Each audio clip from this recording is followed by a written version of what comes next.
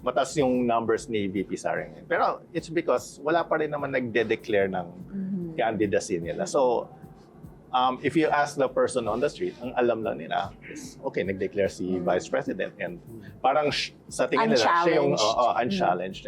So, hindi pa nagpapalabas kumbaga ng bala yung mga kalaban niya para sa candidacy for 2028. Pero dapat maalala rin nila, more than 2 years before the election, noong 2016, 2015, 2016, malayo rin si Binay. Mas mataas siya kay Sara.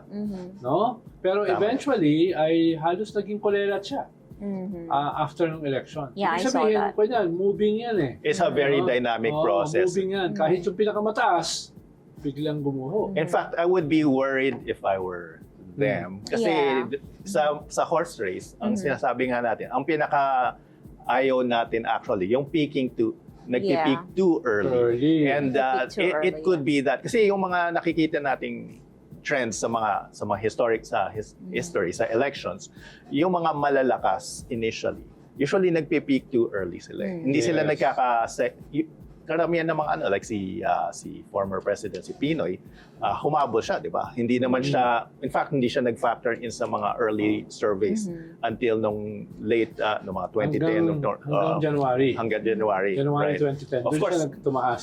of course, may trigger yan. May nangyari, kaya rin nag-boost yung popularity niya. Naiiba kasi yung panahon natin eh.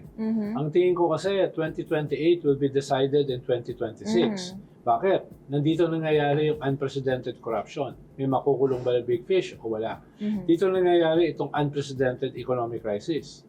Dito nangyayari yung impeachment, yung ICC. No? So marami Ang dami, nangyayari na hindi nangyari nung dati. Kaya what will happen in 2026 will shape fundamentally yung election sa 2028. Kaya yung sinasabi natin, uy, huwag ka mag-pick too early, yes and no. No? Yes, dapat mong kontrolin dahil lahat ng banat sa'yo at kailangan mong masustain yan with huge resources. Pero at the same time, kailangan ngayon ka magmarka.